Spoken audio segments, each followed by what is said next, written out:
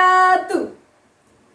Innal hamdalillah nahmaduhu wa nasta'inuhu wa nastaghfiruh wa na'udzu billahi min sururi anfusina wa min sayyiati a'malina. May yahdihillahu fala mudhillalah wa may yudlil fala hadiyalah. Amma ba'du.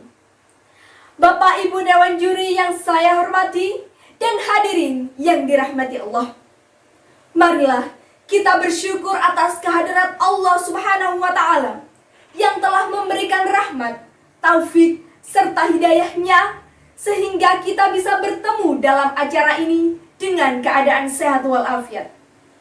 Salawat serta salam senantiasa tercurah limpahkan kepada junjungan kita Nabi Muhammad Sallallahu Alaihi Wasallam yang telah membimbing kita dari jalan kegelapan menuju jalan yang terang benderang, yakni ad-dinul Islam. Hadirin yang dirahmati Allah, di dunia ini kita sebagai manusia tidak terlepas dari interaksi dan saling membutuhkan antar satu dengan yang lainnya, atau yang biasa kita sebut sebagai hubungan timbal balik. Mengapa? Karena kita adalah makhluk sosial yang tidak dapat hidup sendiri. Kita saling mengenal, saling membutuhkan, dan saling berinteraksi dengan orang lain. Kita bagaikan ikan hiu dengan ikan ramora, atau seekor lebah dengan bunga, di mana itu semua saling membantu dan membentuk simbiosis mutualisme untuk bertahan hidup. Dalam kehidupan di negara kita ini, banyak sekali perbedaan yang terdapat, mulai dari ras, agama, suku bangsa, budaya, serta masyarakat yang beraneka ragam. Mengapa?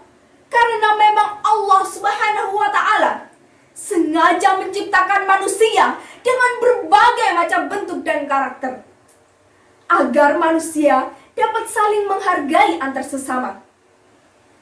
Manusia tidak dapat dipaksa agar dapat hidup sesuai dengan kemauan kita. Kita memang diciptakan berbeda, namun hal itu akan membentuk unity in diversity, atau kesatuan dalam keberagaman. Keberagaman masyarakat yang membentuk satu kesatuan ini akan membuat suatu keharmonisan dalam bermasyarakat. Maka dari itu, kita sebagai manusia harus saling menghargai. Sikap saling menghargai ini sering kita sebut dengan sebuah kata toleransi. Hadirin yang dirahmati Allah, toleransi merupakan elemen penting yang berperan dalam terciptanya suatu ikatan hubungan dalam kehidupan. Termasuk yang terpenting adalah toleransi antar umat beragama.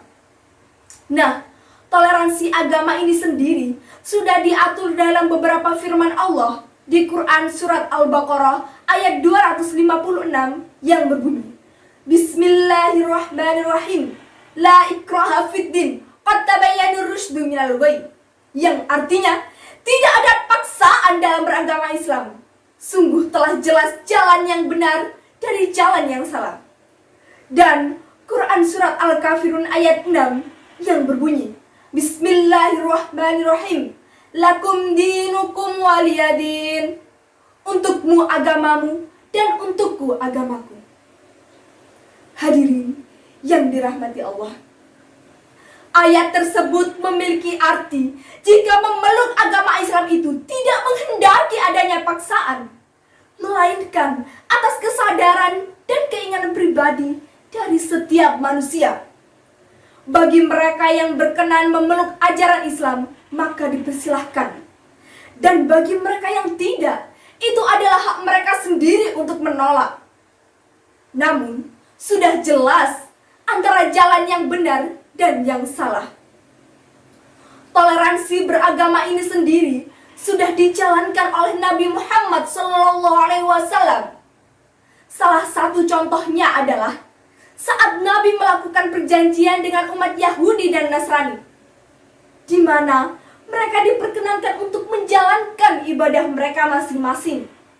Namun, dengan satu syarat, yaitu harus saling menghargai, menjaga kerukunan dan kesatuan Madinah.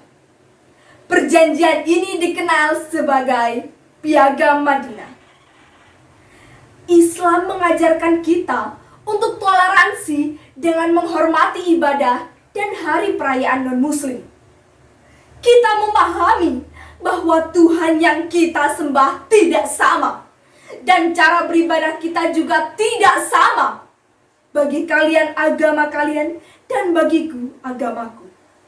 Dan aku bertanggung jawab atas hal itu.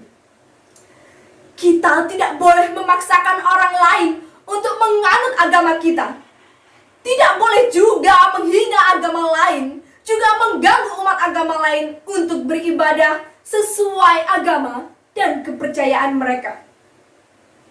Hadirin yang dirahmati Allah, dari simpulan yang bisa kita ambil, perbedaan itu hadir bukan sebagai pemisah, tapi untuk mengeratkan hubungan dengan memperkaya warna dunia.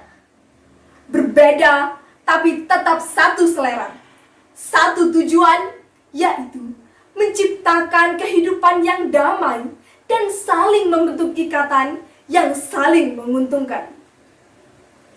Hadirin yang dirahmati Allah, untuk itu marilah mulai sekarang kita tanamkan sikap saling menghormati dan menghargai antar sesama. Kita tahu bahwa air dan udara adalah suatu elemen yang berbeda, namun kita membutuhkan keduanya. Begitu juga dengan manusia dan keanekaragamannya. Kita memang berbeda, namun tetap saling membutuhkan. Demikian yang bisa saya sampaikan. Semoga bermanfaat bagi kita semua. Akhirul kalam, wallahu muwaffiq ila aqwamit thariq. Assalamualaikum warahmatullahi wabarakatuh.